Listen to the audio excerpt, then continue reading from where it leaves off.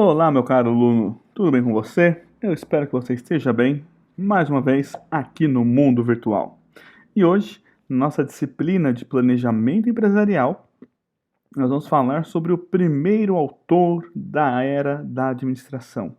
A primeira pessoa que passou a estudar os princípios, o DNA da administração, que é esse simpático senhor que aparece na sua tela aí, o senhor Frederick Taylor.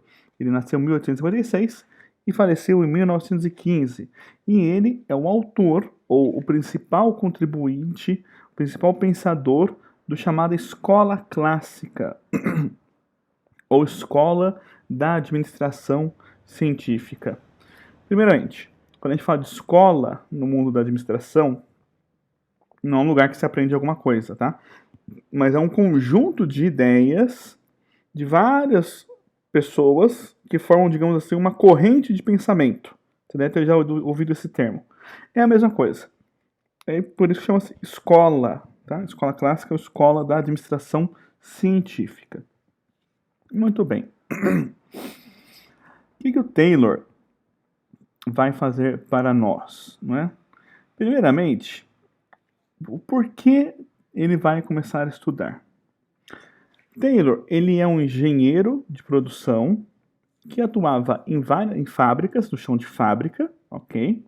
E ele vai perceber que, por questões de reflexo da revolução industrial, com o surgimento em massa de fábricas, de linha de montagem, de produção em série, que é todo o material que nós já vimos na última videoaula, ok? Lembra-se, nós falamos bastante desse tema.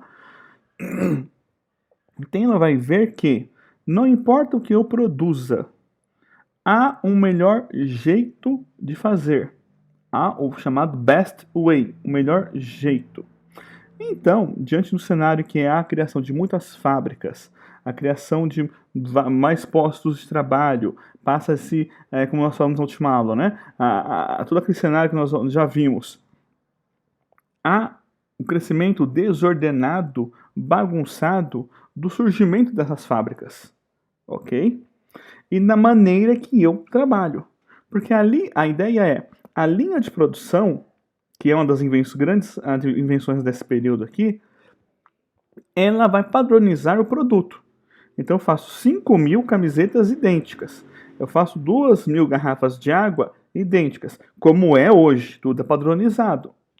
Mas não havia uma padronização dos processos e procedimentos das tarefas. E é esse o trabalho sobre o qual Taylor vai se debruçar. Taylor, ele não cai de paraquedas e acha soluções milagrosas. Na verdade, é até bom nós falarmos disso, porque no mundo da administração, às vezes se acha que as soluções vêm como uma ideia luminosa. Não, a solução ela é trabalhada, é árdua, né? É difícil se implantar uma mudança. Não vamos romantizar a coisa. Você fazer mudanças no mundo da administração é algo difícil. E o Taylor é o primeiro cara que vai fazer essas mudanças acontecerem. Ok? Com a racionalização das tarefas e dos procedimentos, que é o que nós vamos ver ao longo disso aí, dessa aula de hoje. Vale lembrar que o Taylor, ele, além de ser esse estudioso do chão de fábrica, dos maquinários, dos procedimentos, da forma de fazer as coisas, ele também vai escrever um livro. O livro dele que é O Princípios da Administração Científica, que é um resumo de todo o trabalho, o longo trabalho que o próprio Taylor fez ao longo da sua vida, com o estudo dos movimentos e tempos, ou EMT. Primeiro ponto, o EMT é um trabalho longo, praticamente de uma vida inteira da vida profissional do Taylor.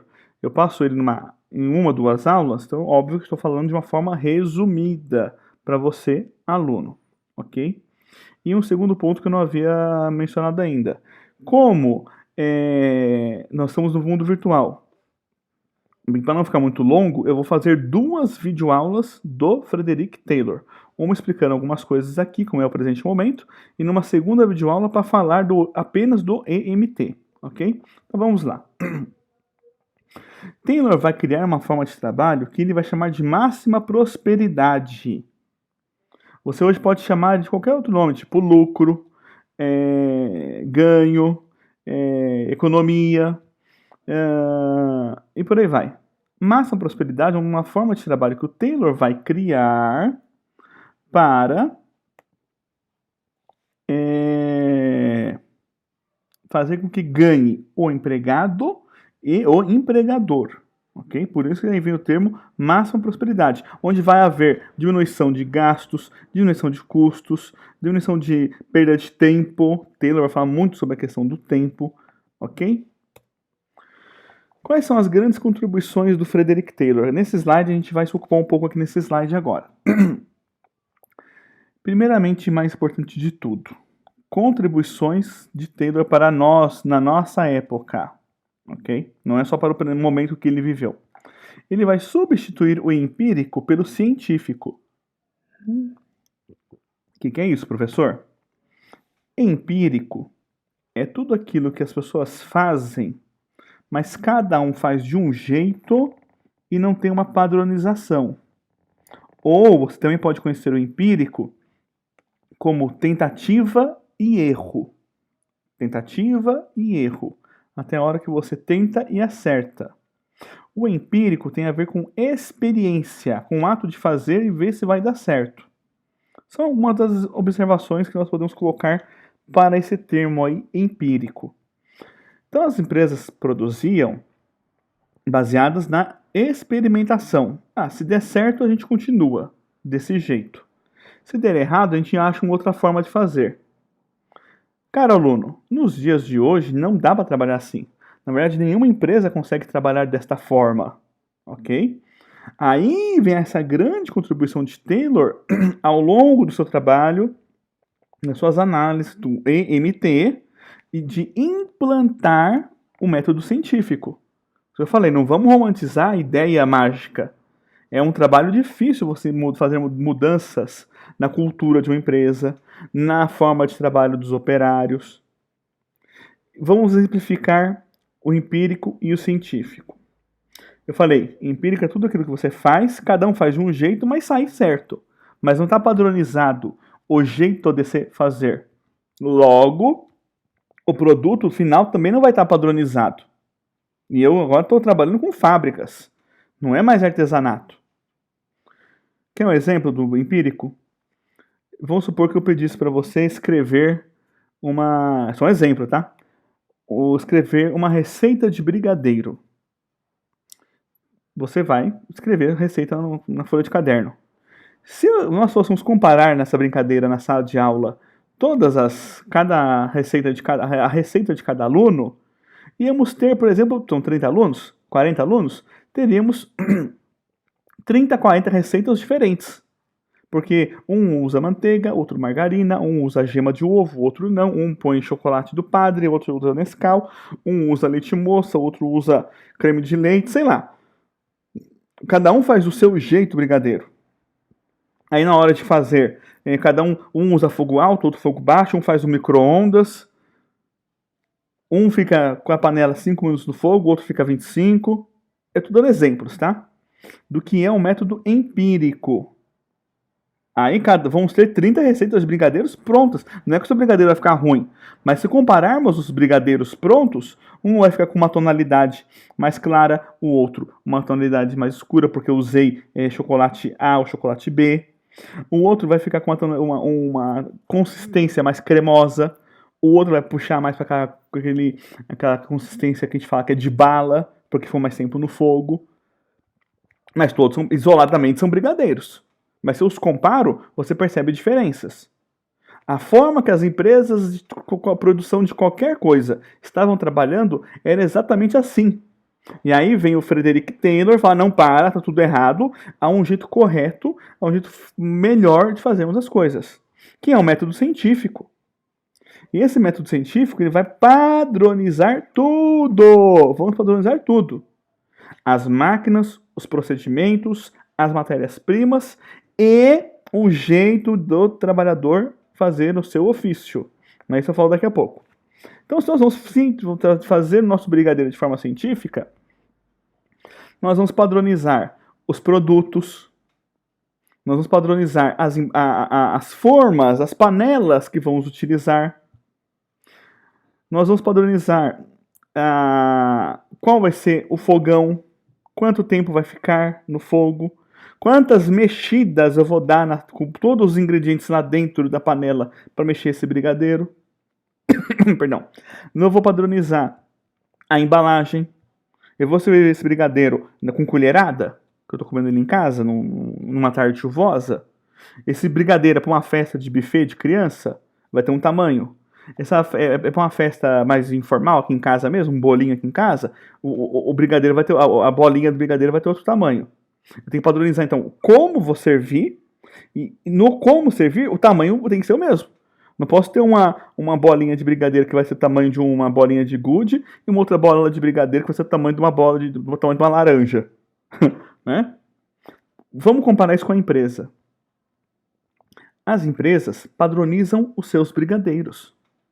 Se na nossa produção do brigadeiro eu padronizo a matéria-prima, as empresas padronizam não só a matéria-prima, por causa de qualidade, de procedência, mas também elas padronizam o fornecedor. Há empresas grandes no mercado que, por terem certificações internacionais como por exemplo, a ISO, você deve ter ouvido falar de ISO 9000, ISO 14000, ISO 16000, os ISO, de forma geral, padronizam processos, padronizam procedimentos. Eu vou comprar matéria-prima de uma outra empresa que também tem a ISO. Eu estou padronizando minha matéria-prima, igualzinho aqui na brincadeira do brigadeiro. Eu vou padronizar os processos. E aí entra todo o trabalho do Taylor com o estudo dos movimentos e tempos, onde eu vou padronizar a forma que o operário trabalha. Ok? Vou padronizar a embalagem. Vou padronizar as formas de produção de uma forma geral. Eu estou tentando ser um pouco mais objetivo aqui, porque se fosse na sala de aula a gente estendia mais esse papo. Mas entenda, substitui o empírico, que é aquilo que todo mundo faz de um jeito. Que eu aprendi, é assim que eu faço, Marcelo. Não é que está errado. Você aprendeu a fazer o brigadeiro, ou a lavar louça, ou a chutar uma bola de futebol, ou sei lá, a fazer compra no mercado. Você sabe fazer as coisas. Você faz de forma empírica, porque você viu alguém fazendo e decorou, ou te ensinaram que era daquele jeito. Ok? Vamos implantar o método científico. O problema aqui é, no mundo da administração, eu não posso fazer pelo empírico, eu tenho que fazer pelo método científico. Tem que ter uma padronização. Tem que ter um roteiro. Eu não posso ficar preso tanto a esse roteiro para não ser tão rígido, certo? Mas quando nós falamos aqui de meios de produção, que era o mundo no qual Taylor se debruçou, dentro da administração, o chão de fábrica, os maquinários, os operários, eu tenho que padronizar o procedimento, a máquina e a forma que o operário vai trabalhar. Ok? Vamos lá. Eu preciso ter a escolha e preparo dos trabalhadores. Hoje o mercado também faz isso. Ele escolhe, né, processo de recrutamento e seleção e prepara os trabalhadores, treinamento e capacitação, certo? Eu preciso escolher ali os melhores e, em teoria, eu vou recrutar os melhores para trabalhar na minha empresa e já estando com os melhores da minha equipe, eu vou capacitá-los mais ainda. Essa ideia, guardada as proporções de como era feito seleção naquela época de Taylor, que não é nada igual ao que se faz hoje, era uma coisa muito mais precária, muito mais arcaica, o conceito é o mesmo. Escolher e preparar os meus colaboradores. Ok? Depois tem o item 3 aqui, ó. Definição de funções. Quem planeja? Quem executa? É um problema grave, né, no Brasil, né? Todo mundo quer ser chefe, ninguém quer ser subordinado. Eu preciso definir numa empresa, sim, quem é a equipe que vai fazer o planejamento e quem é a equipe que vai colocar a mão na massa, que vai executar aquele planejamento. Não pode ser a mesma pessoa que planeja e que executa, porque ela não vai enxergar falhas ou no planejamento ou não vai enxergar falhas na execução. É por isso que tem que ter essa distinção. Não é demérito ser a pessoa que executa e nem é mérito ser quem planeja.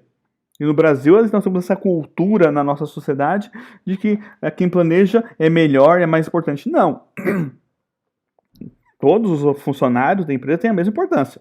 Mas quem planeja, quem executa é quem executa e acabou. Não dá para misturar. Eu tenho que fazer essa separação para justamente enxergar falhas nos procedimentos, nos processos que vão acontecer as falhas. E aí eu poder corrigir isso da melhor forma possível. Tá? Então, Taylor vai dar para nós, o que eu sempre digo, Taylor nas suas contribuições nos dá muito do DNA das empresas. Recapitulando, implantação do método científico, ou seja, padronização de tudo, escolher os melhores e preparar esses colaboradores com treinamentos, capacitação, etc e tal, que entra bastante como se fosse numa aula de RH, de gestão de pessoas, tá? E aí, parte estratégica, definir sim quem vai planejar e quem vai executar. Então eu vou ter sim uma diferença disso aqui no meu portfólio, no meu organograma, ok? Preciso escolher e preparar os trabalhadores. E preciso definir quem planeja e quem executa por causa disso aqui, ó.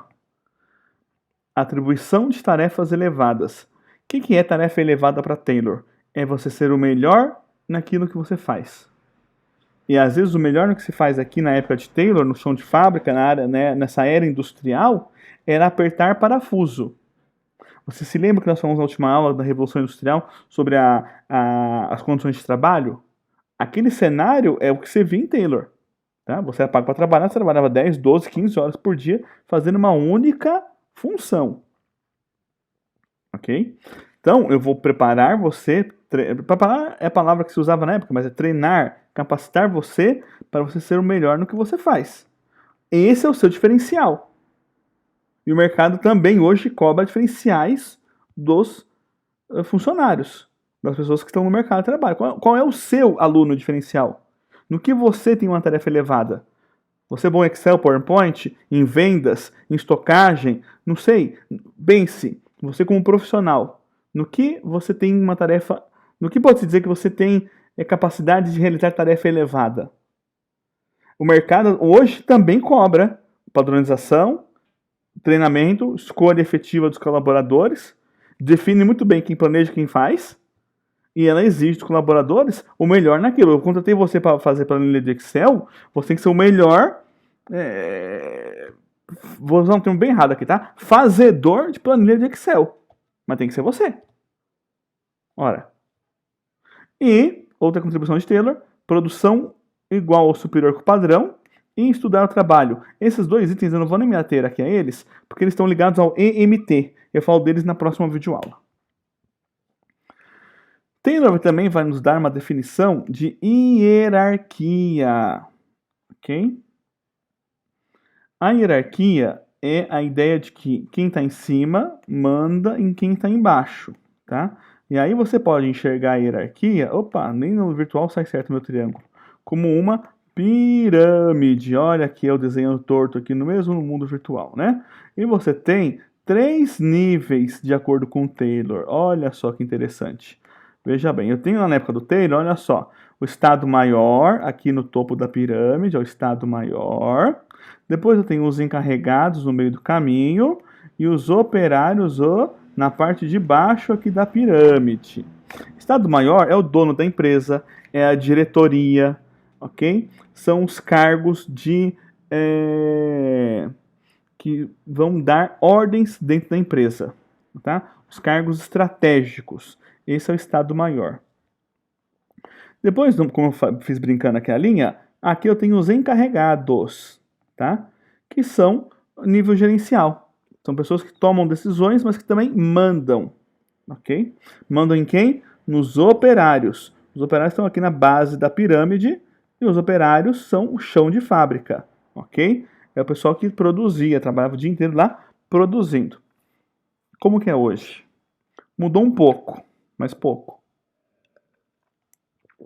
Hoje eu continuo tendo 3 níveis, só que eu vou mudar o nome, tá? Nos dias atuais, inclusive isso aqui eu já vi isso aqui como pergunta de concurso, tá?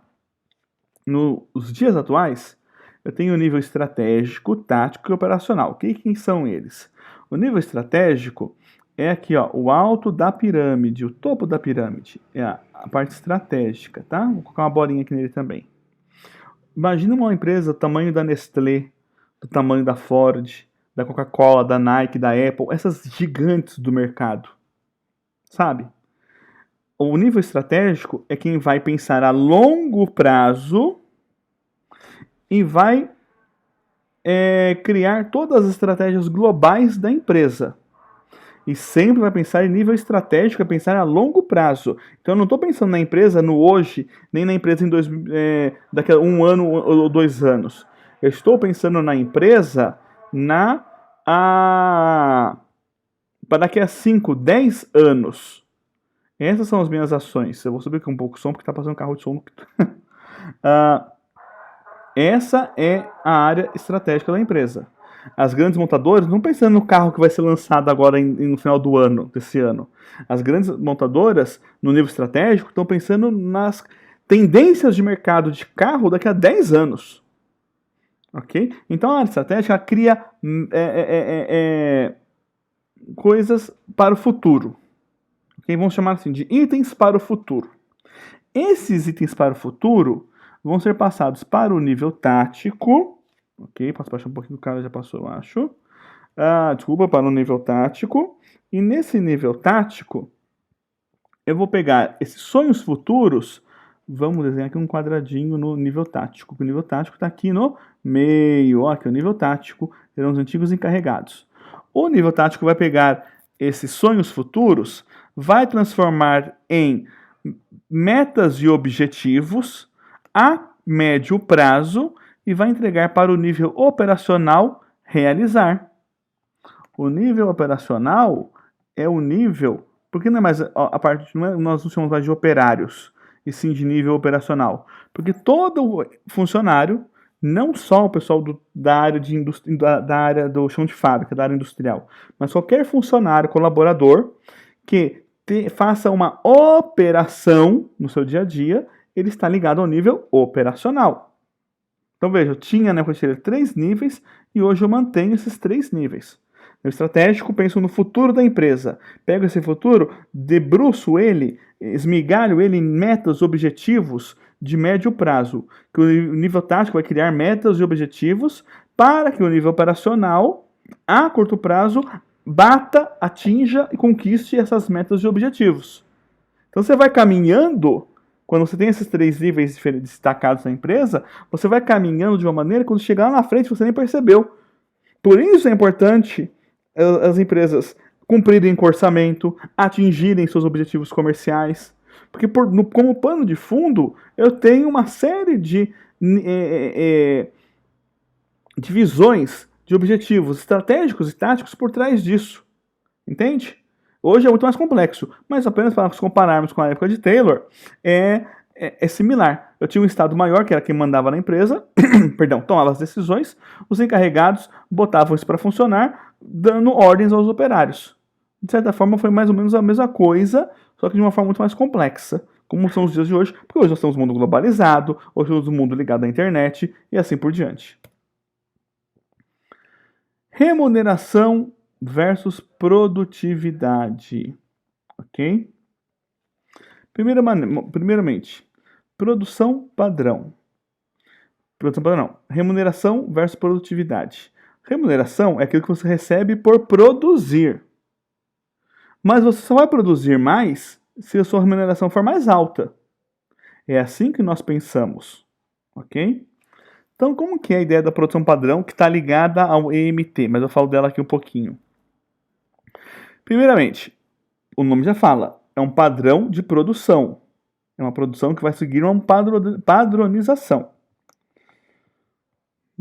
Taylor vai dizer que há a melhor maneira de executar a tarefa, e através do EMT ele vai provar isso.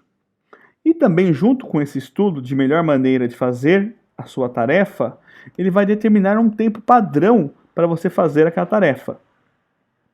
Eu vou entrar nisso com detalhes, como eu já disse, na próxima videoaula. Mas quero que você entenda isso. Para ter um padrão de produção, todos têm que fazer a sua tarefa do mesmo jeito, ou seja, padronizada. E se todos fazem do mesmo jeito, eu vou ter todos fazendo aquela mesma tarefa de forma idêntica no mesmo período de tempo. Ok? Mas como eu falei, é apenas para você se situar. Nós vamos entrar com mais detalhe nisso no próximo vídeo aula.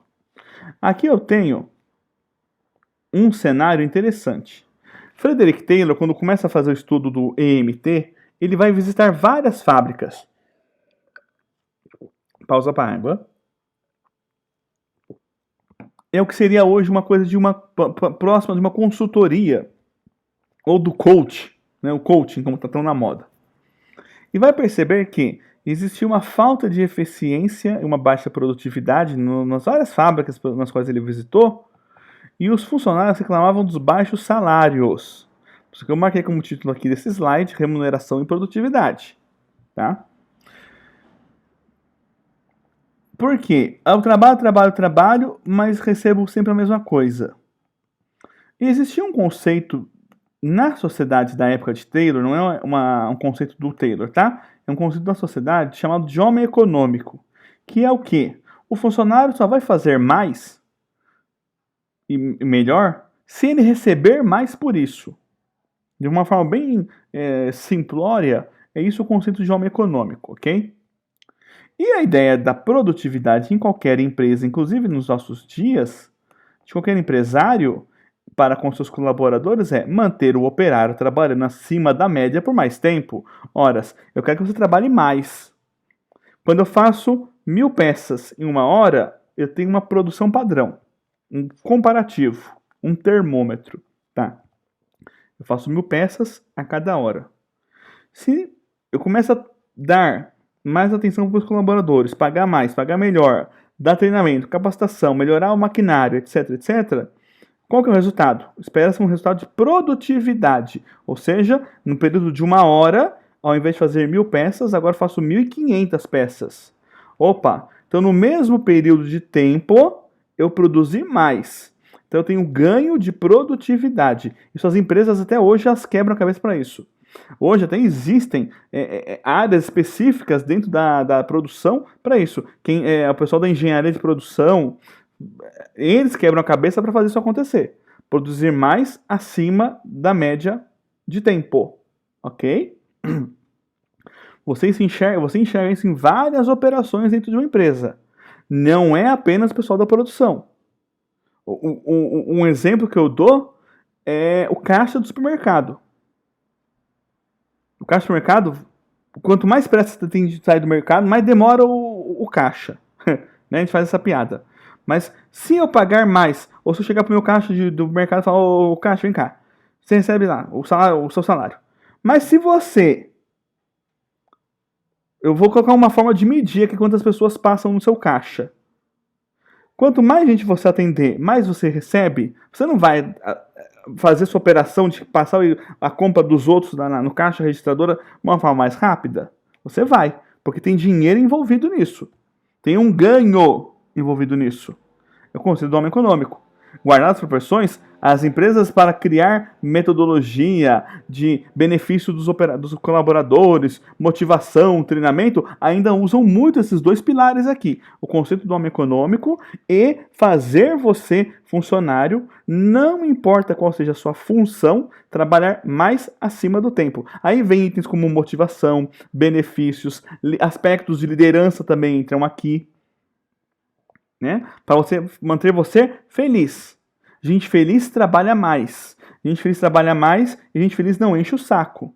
É isso que a gente pensa. Né? Claro, estou fazendo uma comparação bem esdrúxula aqui. Mas para você entender que o cenário que Taylor viu lá em até 1910, ele vai se estender para os nossos dias, guardadas as proporções. Mas eu tenho como gestor da empresa, como administrador, criar mecanismos, criar uma estrutura, criar um cenário para que você na empresa, seja escritório, chão de fábrica, trabalhando na rua, não importa, trabalhe mais, faça mais num período menor de tempo, né? Ou trabalhe acima da média por mais tempo, ok? Qual que é a mágica que o Taylor vai fazer? Antes do Taylor passar nas fábricas, as fábricas antes de Taylor tinham esse padrão aqui, ó, pagamento por jornada de trabalho. Então, eu trabalho aos 30 dias do mês, recebo $1.000. Acabou. Não importa se eu fiz muito ou se eu fiz pouco. Você, hoje, muito provavelmente também trabalha por jornada. Você trabalha 8 horas por dia, tantas horas na semana, que dá 44 horas na semana, tantas horas no mês. Você recebe por jornada. Se você no seu trabalho fez muito ou fez pouco, isso é com você. E também, claro, com quem está acima de você e observando o seu rendimento. Ok? Qual o segredo de Taylor? O que ele vai fazer? Ele vai criar um sistema de pagamento por metas. Ou por o atingimento de produção. A partir dos estudos de Taylor, as empresas nas quais ele passou e as que depois vão aderir a esse modelo de trabalho, vão entender que a melhor maneira de manter o operário trabalhando acima da média e eu tendo ganhos de produtividade é dizer para o operário, quanto maior a sua produção individual, maior a sua remuneração. Aí eu acabo com essas queixas aqui, ó, de baixos salários e acabo com esse cenário de falta de eficiência e baixa produtividade. Se você trabalha com vendas, ou conhece alguém que trabalha, ou já trabalhou com vendas, muito provavelmente você sabe o que quer dizer comissão. Comissão é aquela parte que eu recebo quando eu vendo de dinheiro, né? Quanto mais eu vendo, maior é a minha comissão. Se eu não vendo nada, eu não tenho comissão nenhuma. Perdão. É esse mesmo princípio que as empresas hoje aplicam, por exemplo, na área de vendas. Eu posso aplicar esse princípio para qualquer coisa. Eu crio uma meta e quando eu atinjo essa meta, você ganha um benefício. Alguns pontos aqui. Primeiro, Taylor era da chão, como eu já falei, da área industrial, do chão de fábrica. Na época de Taylor, não tinham as fábricas como nós temos hoje, com com máquinas modernas, com iluminação, com boa iluminação, com CIPA, com empilhadeira e com escritório. As fábricas eram muito mais precárias, tá? Segundo ponto, esse conceito criado por Taylor, nós podemos usar ele não só para produção. Eu posso, por exemplo, na empresa, gente, a meta é reduzir a desperdício de papel na área de escritório. Nós vamos passar o trimestre inteiro como essa meta e chegar no final do determinado trimestre, se nós diminuirmos o desperdício de sulfite, papel sulfite no escritório em 15%, vocês vão ganhar um benefício. Ou uma grana, ou a empresa vai pagar um churrasco para a equipe, alguma coisa assim. Esse conceito de você criar meta e objetivo e ao alcançar, você beneficiar o seu colaborador é um dos pilares de gestão de pessoas, é um dos pilares dos aspectos de motivação e liderança que se usa tanto hoje na administração moderna, mas que, guardado as proporções, foi criado por Taylor, ou expandido pelo Taylor, no chão de fábrica e lá na virada do século XIX para o século XX. Então, sim, a partir de Taylor, quanto mais eu produzo, mais eu ganho. Aí acaba, não é? Acaba a preguiça do operário. O cara vai se tocar, opa, quanto mais eu apertar parafuso, quanto mais eu fizer a minha função, não importa qual seja a função, mais eu vou ganhar, ok? Lembrando que o operário fazer uma única função, ok? Eu vou falar mais disso no EMT na próxima videoaula, mas só pegando o gancho. O operário ele fazia uma única função o dia inteiro. Você na empresa em que você trabalha, você faz várias funções, certo? Ele fazia uma única função, apertar parafuso, etc e tal, colocar uma porta no carro, pintar uma peça, colocar um produto dentro da caixa, era uma única função. Por isso, tarefa mais elevada. Por isso, selecionar os melhores. E aí, aqui no mundo da produção, eu contei até agora o que foi feito, certo? E agora, na próxima videoaula, nós vamos ver o estudo dos movimentos e tempos, e depois vamos endereçar já o nosso olhar também para o Fordismo, porque Taylor e Ford vão trabalhar juntos, certo? Mas nós vamos nos ver agora na próxima videoaula. Muito obrigado por você ter me acompanhado até aqui, certo? A gente se vê aí na próxima videoaula. Muito obrigado e até!